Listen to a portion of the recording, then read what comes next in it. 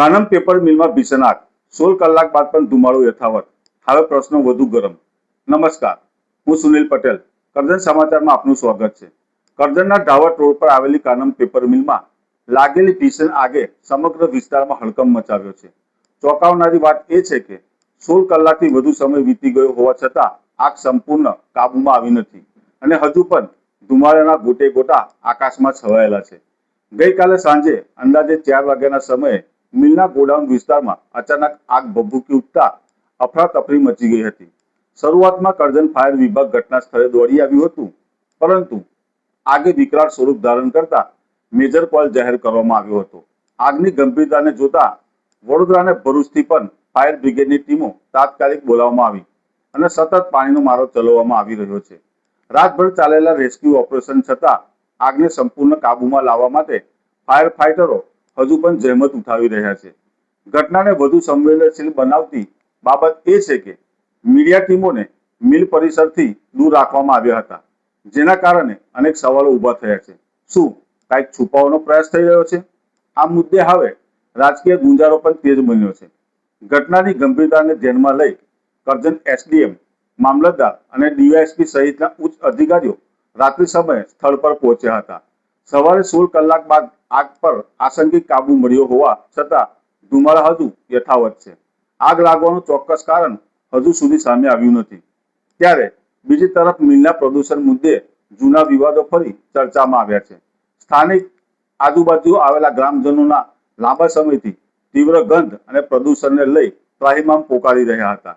કોંગ્રેસ આગેવાન પિન્ટુ પટેલે તંત્ર પર ગંભીર આક્ષેપો કર્યા છે કે અગાઉ કરાયેલી રજૂઆતોને અવગણના કરવામાં આવી હતી. હવે આગની ઘટના બાદ મીડિયાને દૂર રાખવાના પગલાએ શંકાને વધુ બળ આપ્યું છે. હવે સવાલ એ છે કે આ આગ અકસ્માત છે કે બેદરકારીનું પરિણામ, અને શું આ મામલે કોઈ મોટી હકીકત છુપાવવામાં આવી રહી છે? આ સમગ્ર ઘટનાને લઈ ફાયર ઓફિસર અને કોંગ્રેસ આગેવાન શું કહ્યું? વિગતો માટે જુઓ આ સમગ્ર અહેવાલ.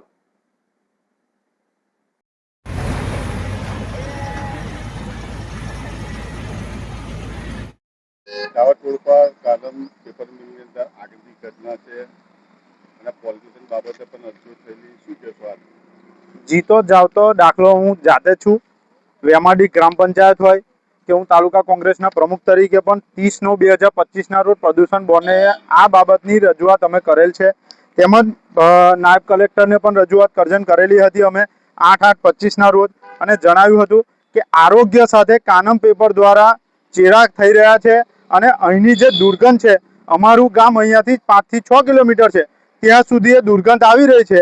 એટલા માટે અમે આ બાબતની રજૂઆત કરી હતી અગાઉ પણ, અને લેખિતમાં રજૂઆત આલી હતી. એના સિવાયની બીજી વાત એવી છે કે અહીંના જે 5 થી 6 સરપંચ છે એમના દ્વારા જાતે જઈને ત્યાં આગળ પોલીસ સ્ટેશનની અંદર પણ રજૂઆત કરી હતી અને લેખિતની અંદર ગામના જે લોકો છે એમના સહી દ્વારા પણ રજૂઆત કરવામાં આવી હતી.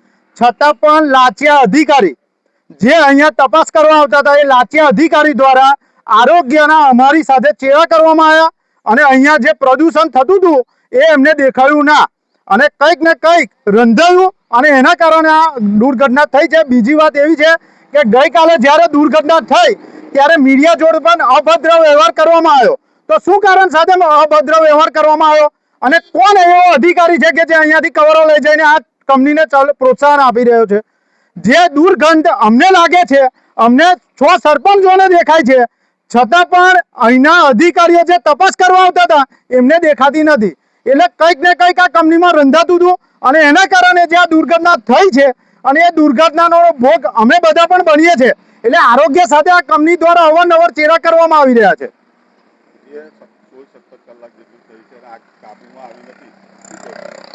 16-17 કલાક હોય અને આરોગ્યને જે આ કાબુમાં નથી આવી, તો એ વસ્તુથી સાબિત થાય છે કે એની અંદર ઘણો સ્ટોક હોય છે અને આ સ્ટોકના કારણે આટલું બની શક્યું હોય છે. એ સ્ટોક બતાવવામાં પણ ના આવ્યો હોય એવું પણ બની શકે છે. અને જે કામ કરવાની રીત છે એ લોકોની, જે આ મીડિયા સાથે અભદ્ર વ્યવહાર, જે વિડીયો ઉતારવામાં નથી આવ્યો, જે કામ કરવા દેવામાં નથી આવ્યું, એ સખત શબ્દોની અંદર અમે વખોડીએ છીએ. 16-17 કલાક જેવી આગની ઘટના થઈ છે, ત્યાં છતાં કાબૂમાં આવી છે. શું કહેશો? ફ્લેમ કંટ્રોલમાં આવી ગયેલી છે.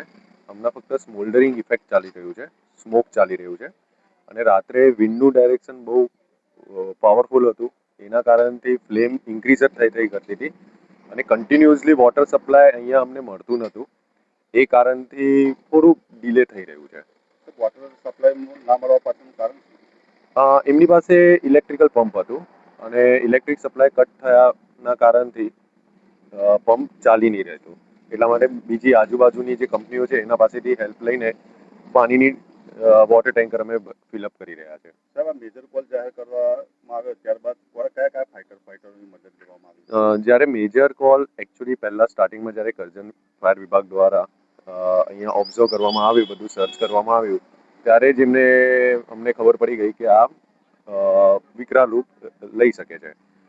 તો મીન વાઇલ અમે લોકોએ ભરૂચ, અંકલેશ્વર અને વડોદરાની ટીમને અમે લોકોએ કોલ કરી દીધેલું અને એઝ અહીંયા આવ્યા ત્યારે મેજર રૂપ લઈ લીધેલું. સાહેબ, આપણે આ ફાયરની દરમિયાન તમે જોયું છે કે આગળ ફાયર માટે સેફટી માટેના જે બાલ હોય છે પોઈન્ટ જોવામાં આવે છે કે શું કહેશો તમે? યસ, હાઇડ્રન્ટ સિસ્ટમ જોવા મળેલી છે જ્યાં સુધી મારા દ્રષ્ટિએ મેં જોયું તો, અને એક્સટિંગ્યુશર્સ મને જોવા નહીં મળ્યા છે.